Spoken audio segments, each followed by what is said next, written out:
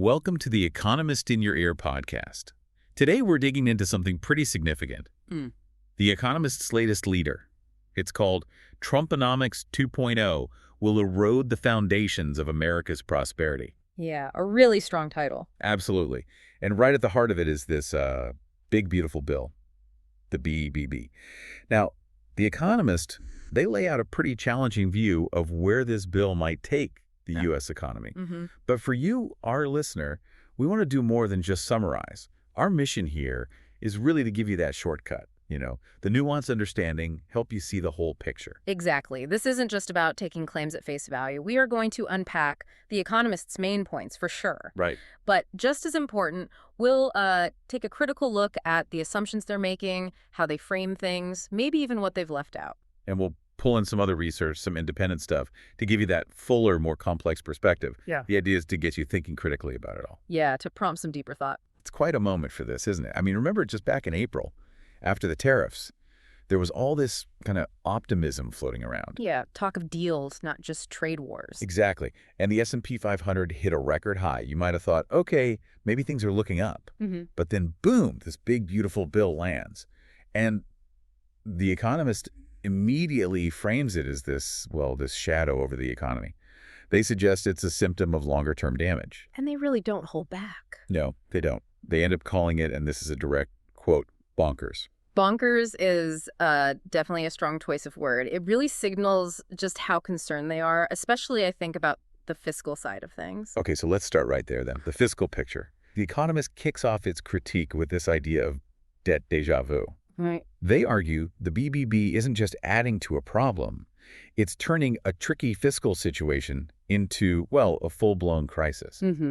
They point to this, frankly, astonishing number, a 6.7% of GDP budget deficit over the last year, and they project it just stays there.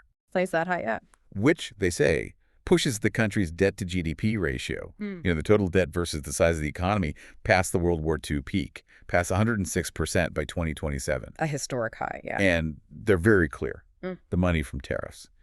It's not nearly enough to stop this climb towards, what they see as a crisis.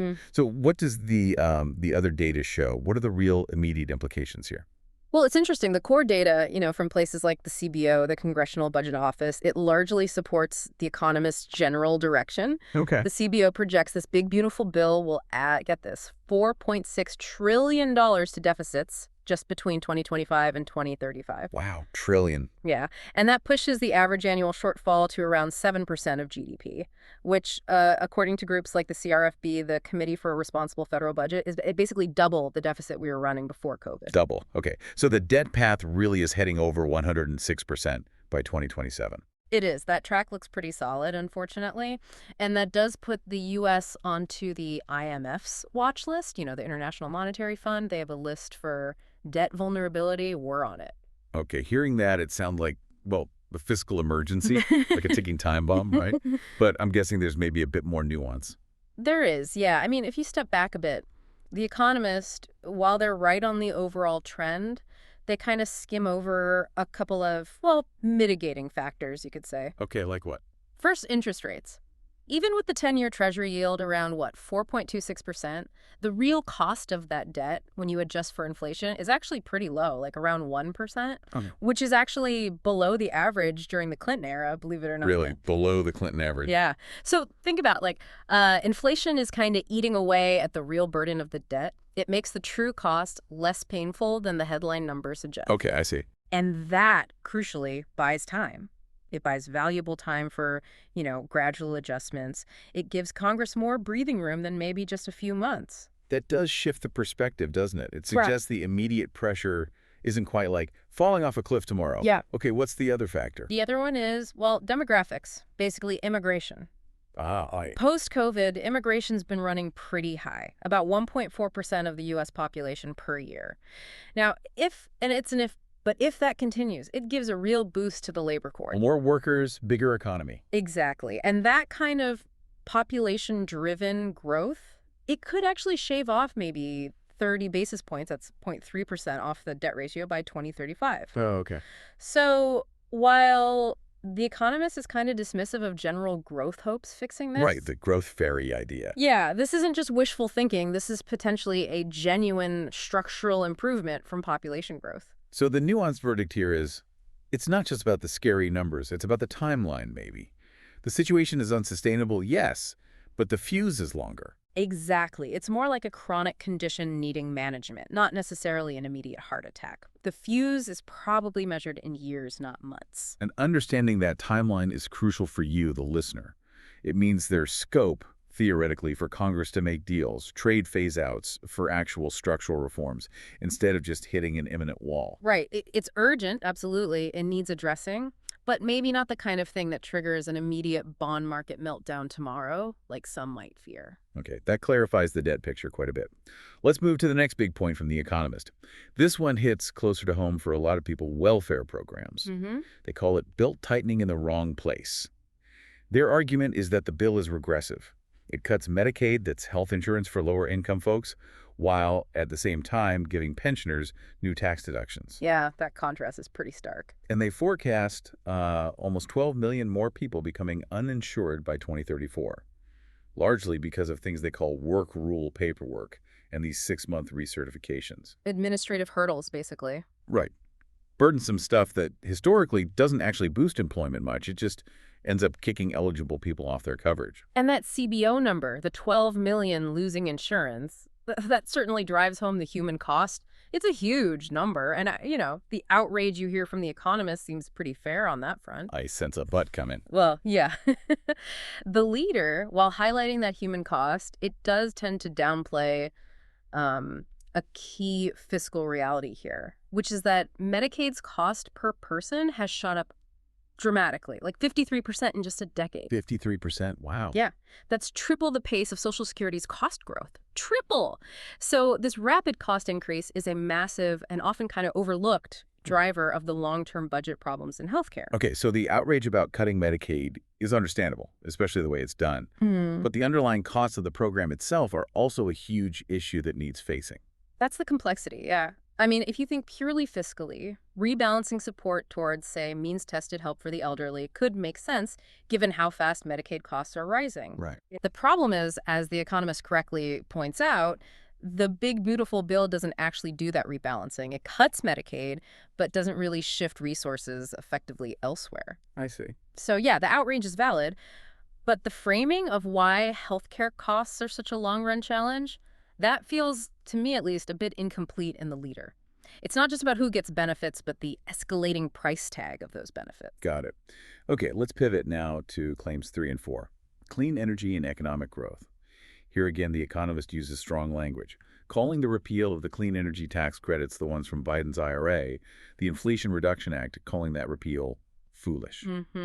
Foolish. Their point is, look, these credits weren't perfect, okay, but nothing's really replacing them, so the result, more greenhouse gas emissions. Right. And they argue that this nostalgia for fossil fuels ignores the huge potential of renewables, especially now with this massive race for AI, for artificial general intelligence, which needs just vast amounts of electricity. Yeah, this really taps into a critical question about, well, our future energy system, doesn't it?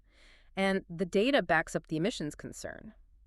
Independent models, like from Princeton Zero Lab, they show the BBB adding, 350 to 500 million tons of co-euros by 2030. Wow, that's huge. It basically wipes out 3 years of progress in cleaning up the power sector. Gone. So the climate impact is significant. Very. And actually, the leader could have gone even further here, I think. What about the tariffs on Chinese solar panels, for example? Ah, right. Those had their own inflationary effect, potentially pushing up energy costs. And they could make the electricity supply crunch even worse for all those AI data centers trying to get built. So it's not just emissions. It's potentially bottlenecking the very tech growth people are excited about, like trying to power the next big AI model and hitting a wall because clean energy got rolled back and power is scarce and expensive. Exactly. It creates this potential bottleneck for innovation. A wall of expensive electrons, as you put it. It's a major consideration. Okay, which leads us nicely into The Economist's fourth claim, that it's just plain wrong to expect a growth boom from this big, beautiful bill. Yeah, pouring cold water on that idea. They argue the tax cuts don't offer much new stimulus, the tariffs actually drag things down, and anyway, The Federal Reserve is likely to tighten policy to counteract any loose fiscal stuff. Standard monetary policy response, yeah. They also make this point about supply-side reform. Only 8% of the bill's headline cost is actually stuff aimed at boosting production or innovation. Compare that to 21% in the 2017 Tax Cuts and Jobs Act. Right, a much smaller share for things like investment incentives. Yeah, they dismiss a lot of the new tax cuts as just gimmicks. Yeah. And their final kicker, all this new debt, it's just going to increasingly hurt growth down the line. And I think broadly, you have to agree the growth fairy won't bail us out here. The economist's critique feels pretty sound on this. The gap between the, politically appealing giveaways like tax breaks for tips or overtime and actual incentives for businesses to invest, it's maybe even starker than the leader portrays. Only 8% for genuine supply-side stuff like, full expensing for capital investments, or letting companies write off R&D costs immediately. Exactly. Things that economists generally agree can boost potential growth. There's just not much of that relative to the overall cost. Okay, but is the economist maybe missing anything on the growth front, particularly around innovation? Well, there is one lens that feels a bit underplayed. The article rightly flags cuts to the National Science Foundation, the NSF. That's definitely a concern for basic research. Right. But it doesn't really factor in the spending that's still ramping up from the HIPS Plus Science Act. Remember that? Signed in 2022. The Semiconductor Funding Plus Research. Exactly. And those disbursements are actually set to peak in 2026 at around $39 billion. Right. So when you look at the whole picture, the innovation outlook is maybe more mixed, not quite as uniformly negative as the leader might imply. That's a really important distinction. So how do these details, the energy bottlenecks, the mixed innovation picture, how does that impact you, the listener? Especially thinking about key industries like AI or advanced manufacturing. Well, it just highlights this really delicate balancing act, doesn't it? Between maybe short-term political wins and the long-term economic foundations we're trying to build. Or maybe neglecting.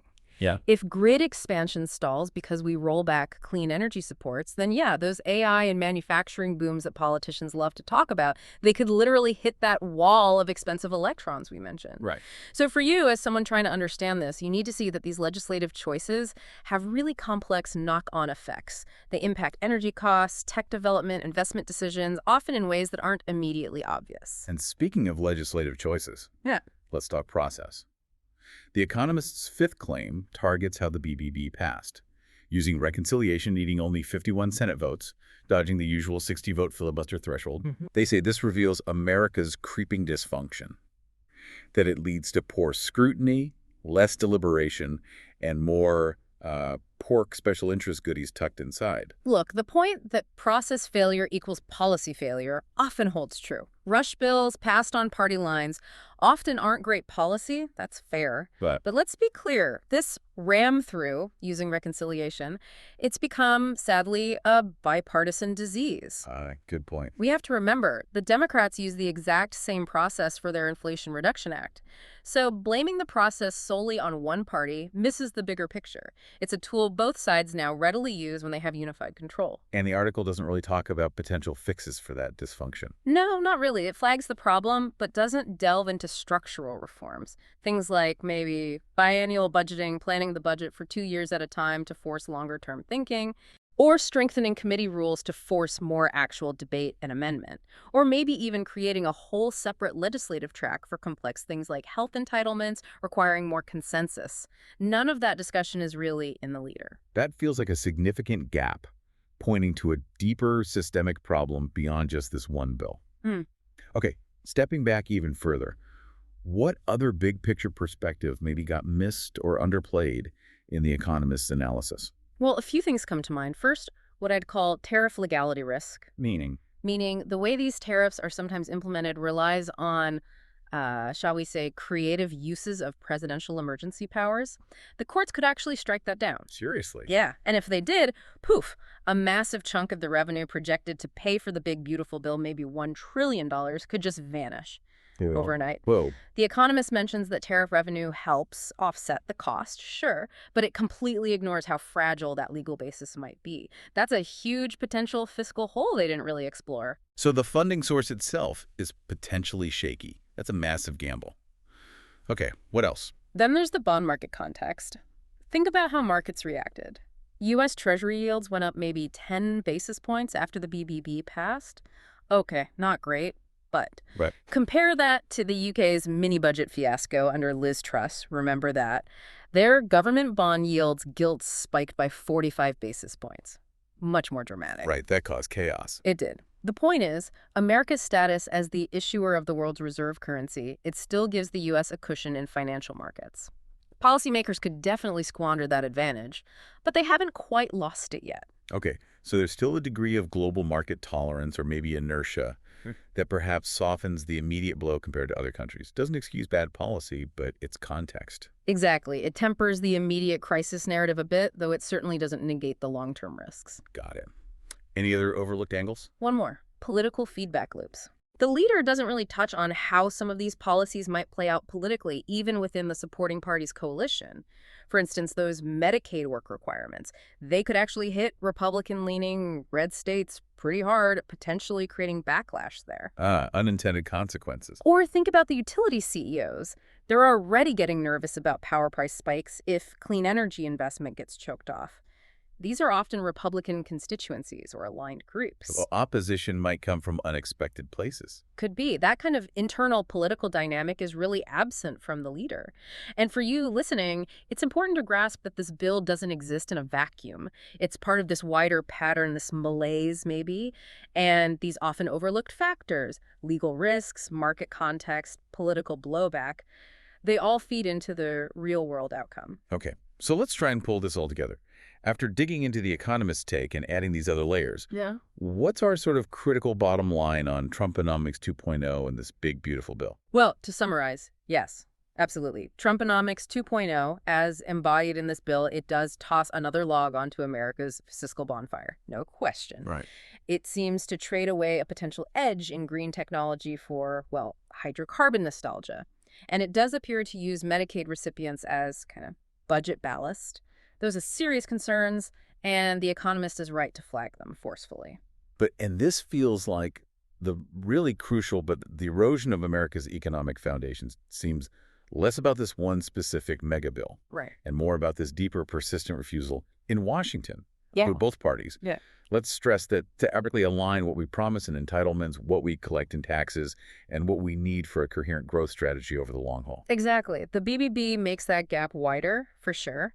But it didn't create the gap. This is a profound, bipartisan, multi-decade challenge. And the stakes, if these fundamental gaps aren't addressed, they seem incredibly high for everyone listening. They really are. I mean, just think through the scenarios. If the courts do strike down those tariffs, or if Congress claws back that authority, boom, the deficit jumps by another half point of GDP, just like that. Wow. Or if Treasury yields keep climbing, say another 100 basis points, by 2027, the interest we pay on our debt would actually cost more than the entire defense budget. Think about that. It crowds out everything else, including any America First projects. And the energy piece. And yeah, if the clean energy rollbacks really do delay grid modernization, then the very AI and advanced manufacturing booms that proponents celebrate, they just slam into that wall of expensive electrons. The growth potential fizzles. So avoiding that really grim trifecta, runaway debt costs, choked innovation, legal chaos, how do we do it?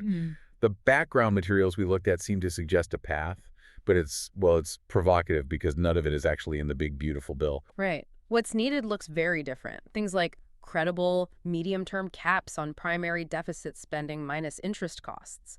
Maybe something modeled on the old Budget Enforcement Act from 1990, which actually did force some discipline for a while. What else? A carbon price, probably border adjusted to level the playing field internationally.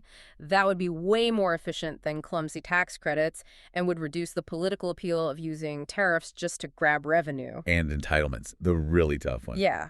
Some form of entitlement indexing that, gradually nudges up the retirement age, trims benefits a bit for higher earners.